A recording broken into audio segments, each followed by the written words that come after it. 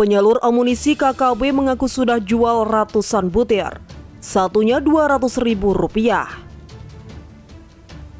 Seorang warga sipil berinisial LT, penyalur amunisi ke kelompok kriminal bersenjata atau KKB, diketahui sudah menjual 160 butir. Harga satuannya Rp200.000. LT diringkus setelah polisi mengamankan ASN berinisial AN di Kabupaten Yalimo, Papua yang membawa 615 amunisi kaliber 56. Ya, kembali kami berhasil melakukan penangkapan terhadap pelaku T atau LT atas hasil pengembangan dari pemeriksaan AN, kata Direktur Kriminal Umum Polda Papua, Kombes Faizal Rahmadani. Dari hasil pemeriksaan terhadap LT, ia merupakan penyalur amunisi bagi AN. Dari hasil pemeriksaan sementara, T ini yang memberikan 160 butir amunisi ke AN. Jenis amunisinya itu kaliber 56, tegas Rahmadani. Saat ini LT sudah diamankan di Polda Papua, sementara kasus ini sedang dikembangkan untuk mengetahui sumber dana dari pembelian amunisi tersebut. Keterangan dari AN itu, satu butir amunisi dibeli dengan harga Rp200.000, kalau 615 butir berarti sekitar Rp123 juta. Nah, ini yang sedang kita telusuri sumber dananya dari mana, tutur Direktur Kriminal Umum Polda Papua.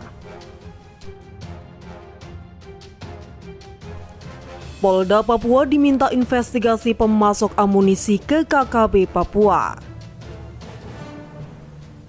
Kepolisian Papua diminta investigasi pemasok amunisi ke KKB Papua.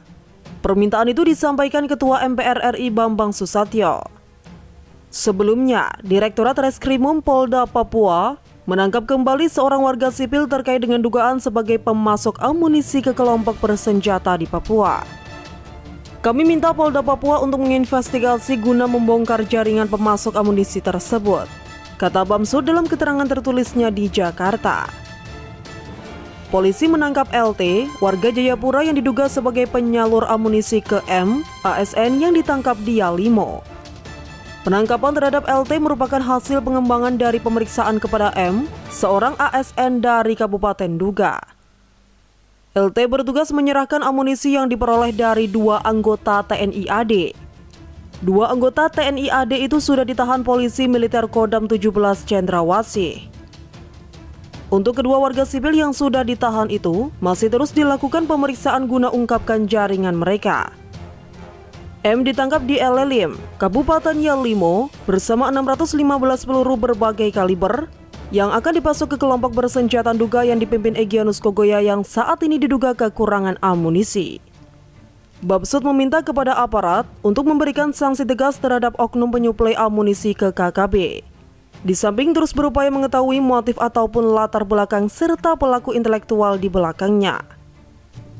Ia meminta komitmen dari aparat, baik TNI maupun Polri untuk segera menuntaskan permasalahan terkait KKB ini, dengan mempersempit ruang gerak dan terus melakukan investigasi mendalam, guna mengungkap keseluruhan jaringan pemasok amunisi serta senjata api ke KKB. Sekaligus menggali informasi mulai dari sumber dana hingga aktivitas transaksi keuangan dari terduga pelaku yang telah diamankan, tuturnya.